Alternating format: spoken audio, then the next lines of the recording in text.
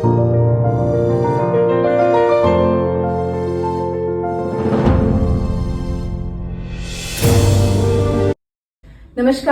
आज हम एक और सक्सेस स्टोरी के साथ आपके सामने हैं और ये सक्सेस स्टोरीज शेयर करने का हमारा उद्देश्य ये नहीं है कि हम कितनी अच्छी चिकित्सा करते हैं। हमारा उद्देश्य ये है कि आयुर्वेद में जो प्रोसेसेस बताए गए हैं वो कितने इफेक्टिव हैं। लोगों को अभी उसके बारे में जानकारी नहीं है। जो प्रॉब्लम्स है वो मेंस्ट्रुअल रिलेटेड जो प्रॉब्लम्स है, फीमेल गायनेकोलॉजिकल जो प्रॉब्लम्स है, आज वो इतनी बढ़ रही हैं और उसके लिए पेशेंट कितने सालों से इधर उधर परेशान होते रहते हैं। और जब हमारे पास आयुर्वेद में आते हैं तो जो ट्रीटमेंट ऑप्शन हम उनको एडवाइस करते हैं उसके बारे में लोगों को पता ही नहीं है, स्पेशली इधर नॉर्थ इंडिया में। तो उस पर विश्वास कर पाना पेशेंट्स के लिए बहुत मुश्किल होता है। लेकिन क्योंकि सभी जगह ट्रीटमेंट लेने के बाद आखिरी ऑप्शन उनके लिए आयुर्वेद होता है, तो बात मान के वो करते हैं और वो करने के बाद उसके रिजल्ट उनको कैसे मिलते हैं, ये सक्सेस स्टोरीज के माध्यम से हम ये बता के लोगों में वो विश्वास पैदा करना चाहते हैं कि अगर इतना दिन भटकने के बाद, इतना लेट आने के बाद भी अगर आयुर्वेदिक ट्रीटमेंट से इतना जल्दी आराम मिलता है, जो एक लोगों में भ्रांति की आयुर्वेद ट्रीटमेंट धीरे धीरे काम करता है, एक तो वो भ्रांति खत्म करनी है। दूसरा ये कि ये ट्रीटमेंट अगर आप इनिशियल स्टेज ऑफ अपने डिजीज में अगर लेते हैं तो इतने दिन जो आपको शारीरिक, मानसिक, आर्थिक नुकसान झेलना पड़ा है वो आप नहीं झेलोगे और उसके अलावा आपको एडिशनल बेनिफिट मिलेंगे। तो हम हमारी आज की पेशेंट के ही जबानी वो बात सुनेंगे कि उनकी पिछली हिस्ट्री क्या थी और कैसे उनको पता चला, उसके पहले क्या क्या ट्रीटमेंट ऑप्शन लिए और उसके साथ उनका एक्सपीरियंस कैसा था, और जब फिर आयुर्वेद में आई और जो ट्रीटमेंट ऑप्शन उनको दिए गए तो फर्स्ट टाइम सुनने के बाद उनका कैसी फीलिंग थी और जो ड्यूरिंग पूरा प्रोसेस उनके क्या क्या एक्सपीरियंसेस थे और अभी कैसा वो फील कर रही हैं, इनके माध्यम से ही हम उस जागरूकता के लिए अपने पेशेंट्स के लिए ये वीडियो शूट कर रहे हैं। तो वेलकम, और सबसे पहले थैंक यू आपको कि आपने आयुर्वेद पे विश्वास किया और आप अपने उस विश्वास की यात्रा को हमारे और पेशेंट्स के साथ शेयर करिए। प्लीज आप बताइए कि शुरुआत कैसे हुई, पूरी अपनी एक हिस्ट्री बताइए ताकि लोग उस जर्नी को समझ सकें, क्या परेशानियां थी और फिर आपकी फीलिंग, एक्सपीरियंस कैसे रहे आयुर्वेदिक ट्रीटमेंट के साथ, वो हम सभी के साथ शेयर करना चाहते हैं। मुझे लगभग 13 साल से पीरियड्स इरेगुलर थे। 28 ईयर्स इनकी एज है। हाँ, और मुझे स्टार्टिंग में तो पीरियड्स टाइम पे नहीं आते थे, एक महीने 2 महीने स्किप होते थे, बीच में कई बार 6 मंथ में भी स्किप हुआ। उसके बाद कभी होम्योपैथिक दवाई, कभी एलोपैथिक दवाई, ऐसे करके धीरे धीरे ऐसे ही चलता रहा। कभी सीरियस कोई ट्रीटमेंट हुआ नहीं। और बहुत ज्यादा, क्योंकि शुरुआत में हम लोग भी यही बोलते हैं कि 1-2 साल ठीक है, वो रेगुलर रहती है साइकिल, उसके लिए बहुत परेशान होने की जरूरत नहीं। लेकिन अगर ये 2 साल से ज्यादा, मतलब जब भी पीरियड स्टार्ट होते हैं उसके बाद अगर 2 साल से ज्यादा ये प्रॉब्लम चल रही है तो सीरियस होना चाहिए। लेकिन लोग अभी भी उसको सीरियस नहीं लेते हैं।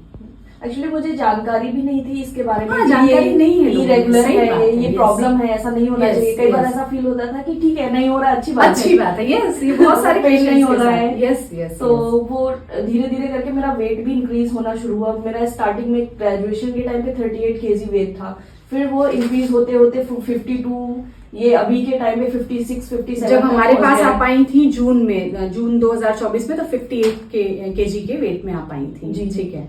और उसके बाद मैंने आयुर्वेद का भी ट्रीटमेंट 1-2 जगह पे लिया, बट वो प्रॉपर चल नहीं पाया क्योंकि स्टार्टिंग में मुझे कुछ समझ नहीं आया कि ठीक चल रहा है नहीं चल रहा है। फिर एलोपैथ का भी ट्रीटमेंट लिया, बट कुछ बेनिफिट हुआ नहीं। फिर आपके बारे में मुझे पता चला तो फिर मैंने अपना ट्रीटमेंट स्टार्ट करवाया। जब ये हमारे पास आई थी उस समय इनका जो हिस्ट्री था कि इनको 1 to 3 days ब्लीडिंग होती थी और 1 से 3 महीना, मतलब मैक्सिमम 3, इन्होंने जैसा 6 भी बताया, 6 मंथ भी डिले हो जाता था। बट इन्होंने जो हिस्ट्री हमें दी थी कि 3 महीने तक डिले रहता है और सिर्फ 3 दिन ही ब्लीडिंग रहती है। बहुत ज्यादा ब्लड क्लॉटिंग होता था, प्रॉपर ब्लड नहीं आता था, क्लॉट्स बहुत ज्यादा होता था, ब्लड बहुत कम ही होता था और वेट कंटिन्यू बढ़ रहा था। और जो हमने इनका हार्मोन प्रोफाइल करवाया था उसमें TSH इनका नॉर्मल था, सीरम प्रोलैक्टिन भी नॉर्मल था, क्योंकि जो जब इंटरवल बढ़ जाते हैं, मतलब जब पीरियड रुक रुक के आते हैं, उसमें ये 2 बेसिक टेस्ट बहुत जरूरी होते हैं। और जो PCOS के लिए हम लोग जो एक हार्मोन टेस्ट अभी करंट साइंस में बोला जाता है AMH की भी वैल्यू इनकी काफी ज्यादा थी, 17 था, 17.4 था। और आपका शायद मैंने अल्ट्रासाउंड फिर करवाया भी नहीं कि पिछला इनका काफी हो चुका था, तो मैंने बोला कि अल्ट्रासाउंड की जरूरत नहीं है। बाकी इनको आयुर्वेदिक उस पे हमने डायग्नोज किया था और करंट मेडिकल साइंस के लिए अपनी ट्रीटमेंट का प्रोग्नोसिस देखने के लिए हमने AMH को एक मार्कर बनाया था और कहा भी था कि अगर आपको साइकिल टाइम से आने लगी और बाकी सिम्टम हमें दिख रहे हैं तो वो इम्प्रूवमेंट मानेंगे, लेकिन क्योंकि अभी करंट मेडिकल साइंस में AMH को डायग्नोस्टिक मानते हैं तो हमने वो करवाया जो इनका काफी बढ़ा हुआ था। नॉर्मली 6 होना चाहिए बट इनका 3 टाइम्स लगभग 17.4 तो लगभग 3 गुना है। ठीक है, फिर उसके बाद फिर मेडिसिन शुरू किया। उसके मेडिसिन शुरू करने के 1 या 2 महीने बाद से ही पीरियड्स तो रेगुलर होना स्टार्ट हो गए थे। Yes. बट MH के लिए आपने बोला कि कंटिन्यू हम उसको ट्रीटमेंट ओरल मेडिसिन से ही रिलीफ था relief। क्योंकि हमने दोष और आपकी प्रकृति समझ के सारी ट्रीटमेंट दी थी, बट वो क्योंकि इतने सालों की प्रॉब्लम थी और पहली बार ही आई थी इतनी जगह से, तो क्या होता है कि फर्स्ट टाइम में हम, क्योंकि लोगों में भी पंचकर्म के लिए विरेचन, स्पेशली पंचकर्म लोग समझते हैं बस स्नेहन स्वेदन, तो विरेचन के लिए बहुत अवेयरनेस नहीं है, तो मैंने भी पहली बार में इंसिस्ट नहीं किया। आयुर्वेद में कहा गया है कि रोगी जो होना चाहिए वो भिषक वश्य होना चाहिए, मतलब डॉक्टर जो कह रहा है उसको डॉक्टर की बात पे भरोसा होना चाहिए, तभी ट्रीटमेंट का रिजल्ट आता है। तो फर्स्ट टाइम में जो पेशेंट आते हैं अभी वो उतना भिषक वश्यता रहती नहीं है कि ये मुझे कितना फॉलो करेगा, तो इसलिए इतना मतलब जो बड़ा प्रोसीजर हम लोग कहते हैं वो पहले नहीं एडवाइस करते, पहले ये देखते हैं कि ये रोगी मेरी कितनी बात मानने वाला है। जब लगता है कि हाँ ये मतलब मेरी बात मानेगा तब फिर आगे के प्रोसेस के लिए हम लोग, तो उसीलिए मैंने जब आप जून में आई थी तो मैंने आपको ट्रीटमेंट दिया था, सीधे आपको मैंने पंचकर्म के लिए नहीं बोला था।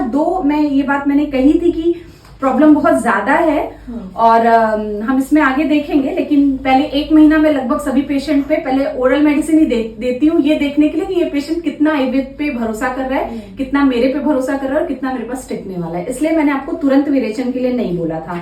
और जब ये जून में आई थी तो इनको bleeding on end of 1 month से हो रही थी और पिछली हिस्ट्री बता रही थी कि रुक रुक के होता है, लेकिन अभी जब आई थी जून में तो 1 मंथ से ब्लीडिंग इनको हो रही थी और फिर ब्लीडिंग इनको पूरा आयुर्वेदिक ही ट्रीटमेंट हमने दिया था और ये अगस्त तक इनको लगभग पूरा इम्प्रूवमेंट आ गया था, साइकिल इनकी रेगुलर हो रही थी। तब जब इनको भरोसा हुआ तो फिर हमने उस भरोसे के उस पे इनको फिर विरेचन के लिए हमने एडवाइस किया। तो आप ये बताइए, जब विरेचन के लिए आपको एडवाइस किया तो इसके पहले आपने विरेचन के बारे में सुना था? हाँ, मैंने सुना तो था बट कभी ये ट्रीटमेंट लिया नहीं था। यस, तो जब एक्सप्लेन किया गया तो कैसा लगा, मतलब मन में क्या फीलिंग आई? थोड़ा सा डर लगा था कि कैसे होगा, घी पीना पड़ेगा। तो घी हाँ, तो लोग 1 चम्मच से दूसरा चम्मच लेने में डरते हैं, ऊपर से वेट गेन ऑलरेडी हो रहा था। तो ये मन में आया ही होगा कि वेट गेन होगा, इतना घी पिलाएंगे पता नहीं क्या होगा, बट आपने अच्छे से बता दिया था तो मुझे डर नहीं लगा। मुझे लगा कि नहीं ठीक है, अगर डॉक्टर बता रहे हैं तो सही ही होगा,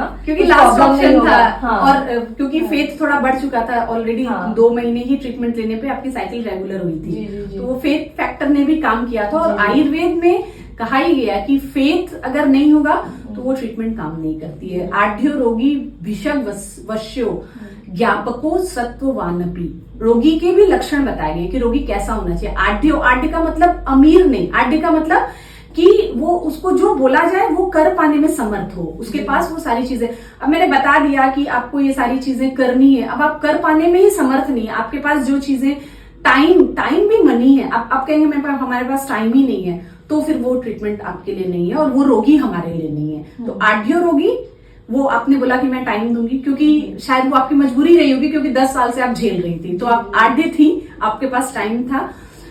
भिषक वश्य, 2 महीने में आप भिषक वश्य हो गई थी क्योंकि आपको रिजल्ट मिल रहे थे, तो आपको भरोसा हो गया था।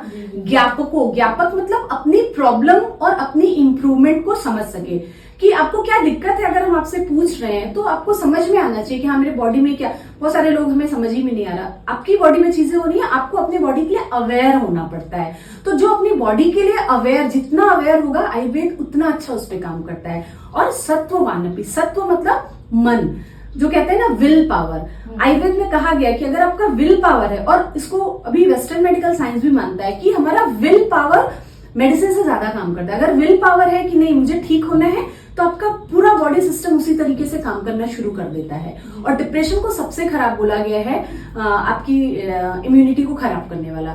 तो ये चारों जो लक्षण है वो एक पेशेंट में जब होंगे तभी वो दवा उतना ही अच्छा काम करती है। तभी ये बोला जाता है कि एक दवाई किसी को इतना अच्छा काम करी और दूसरे को नहीं करी, क्योंकि दवा से ज्यादा पेशेंट के यहाँ गुण बताए गए, अगर वो गुण होंगे तो ही रिजल्ट अच्छा मिलेगा। तो इनमें वो सारे गुण थे, क्योंकि ये खुद योग से जुड़ी हुई हैं, तो वो सारी चीजें योगा चित्तवृत्ति निरोधा, तो इन्होंने अपने चित्तवृत्तियों का निरोध तो करा था, लेकिन जो शारीरिक दोष से उसमें इनको हेल्प की जरूरत थी। तो विरेचन के बारे में जो शुरुआत में थोड़ा डर था वो समझाने से इनका गया, और फिर विरेचन का एक्सपीरियंस।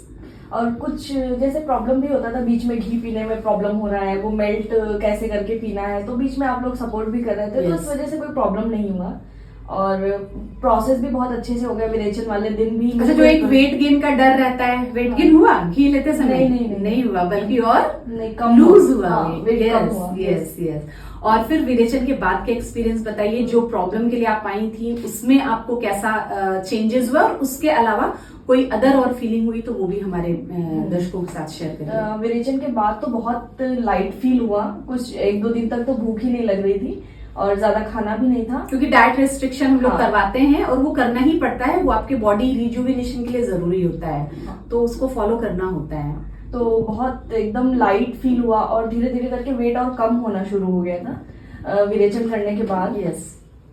और बहुत मतलब मेंटल पीस एक तरीके से। और इस बार मैंने पूरे ठंड में ये चीज एक्सपीरियंस किया कि मुझे डैंड्रफ बिल्कुल हुआ ही नहीं, जो कि Yes. लास्ट ईयर बहुत ज्यादा हो रहा था। Yes. तो मे भी तो ये डैंड्रफ में भी यस, वात जो है वो रुक्ष गुण को, और जो पित्त आपका बढ़ा हुआ था उसको भी शांत करती है। सॉरी, बॉडी में आपके वात और पित्त था, तो जो घृत है वो वात और पित्त दोनों को शांत करता है। तो ये स्किन भी अच्छी हो गई इस बार, मुझे Yes. स्किन फटना और ये सब प्रॉब्लम कुछ तो हुआ नहीं। ये कॉस्मेटिक इफेक्ट भी है विरेचन का। तो और जो लोग देख रहे हैं वो अपने डैंड्रफ के लिए, स्किन ग्लो के लिए, Yes. बॉडी डिटॉक्स के लिए इसको यूज और कर एक सकते चीज और हैं। मैंने एक्सपीरियंस किया कि जैसे विरेचन करने से पहले ऐसा होता था, भूख लगती थी तो बहुत ओवर ईटिंग हो जाती थी। Yes. बट अभी क्या हो रहा है कि ओवर ईटिंग होती ही नहीं। मैं कितना भी Regulation कोशिश एक हो करूं गया है। कि मैं ज्यादा खा लूंगी, लेकिन वो नहीं हो पाएगा। हाँ। चाहे जितना टेस्टी हो, चाहे जितना देखने में अच्छा मतलब लगे। अपने पे एक कंट्रोल, ये वात का हाँ। कर्म है। वात जो है वो कंट्रोल, नियंत्रण करते हैं हमारे शरीर और मन को।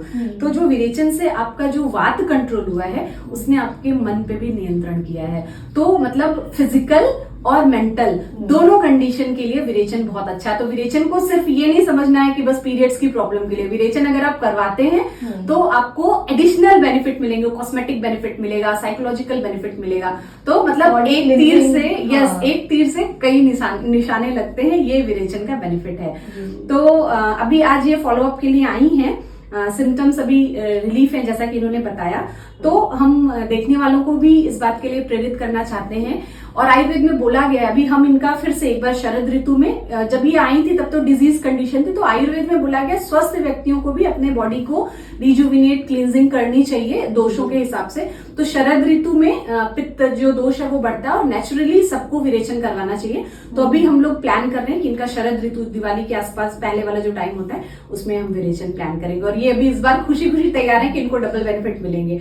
तो थैंक यू आयुर्वेद पे विश्वास करने के लिए और इतना अच्छा पेशेंट बनने के लिए और लोगों को मोटिवेट करने के लिए।